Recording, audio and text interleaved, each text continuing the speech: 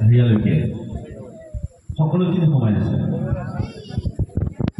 ইয়াত আৰু এটা কথা আছে, উষা অনিৰুদ্ধৰ বিষয়ে আছে। যদি তুমি জানা নেকি উষা অনিৰুদ্ধ কোন? নাজানা। শংকৰদেৱ কোন জানা? গীতটো কোনে গাইছে জানানে? মহেন্দ্ৰ হাজৰিকা, স্বনামধন্য শিল্পী মহেন্দ্ৰ হাজৰিকা। গীতটো যথেষ্ট দীঘল আৰু তুমি গোটেই গীতৰ কথাখিনিতে লিপচিং কৰিছা। তোমাৰ মনত আছে ন গোটেই কথাখিনি? গীতৰ কথাখিনি মনত আছে? গোটেই গীতটোত যে তুমি নাচিছা গোটেই কথাখিনি মনত আছেনে? ভাল। আমি লক্ষ্য কৰিছোঁ তেওঁৰ বয়সটো একেবাৰে কম, গতিকে গীতৰ গোটেই কথাখিনি তেওঁ লিপচিং কৰিছে। ভাল লাগিছে আমাৰ। পুৰস্কাৰ পায় নাপায় সেইটো পিছৰ কথা, কিন্তু আমাৰ তেওঁ ভাল লাগিছে যে গোটেই গীতৰ কথাখিনি তেওঁ মনত ৰাখিছে, তেওঁ লিপচিং কৰিছে। প্ৰকাশভংগী সুন্দৰ।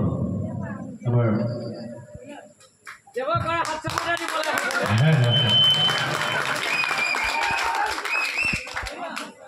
ভাগৰ লাগিছে নেকি তোমাৰ? ভাগৰ লাগিছে? ঠিক আছে। পৰম শ্ৰদ্ধাৰ দৰ্শক মণ্ডলী, এটা কথা আমি আজিৰ মঞ্চত আপোনালোকে নিশ্চয় উপভোগ কৰি আছে নৃত্য। একদম কম বয়সৰ এজন ভাইটি, তেওঁ মহেন্দ্ৰ হাজৰিকাৰ গণশিল্পী, যিজন শিল্পীয়ে অসমৰ জাতীয়তাবোধ থকা এজন শিল্পী।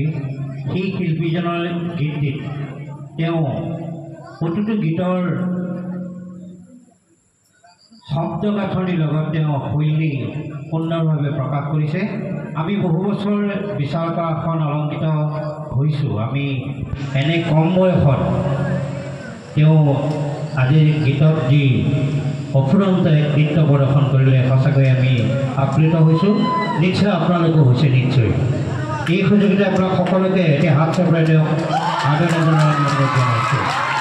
আমি তেখেতৰ সুস্বাস্থ্য, তেওঁ সুস্বাস্থ্য দীৰ্ঘায়ু কামনা কৰিছোঁ, উজ্জ্বল ভৱিষ্যত কামনা কৰিছোঁ। ধন্যবাদ। তোমাৰ দাঁতকেইটা কি হ'ল? দাঁতকেইটা কি হ'ল তোমাৰ? চাওঁ, দেখাই দিয়াচোন। চাওঁ।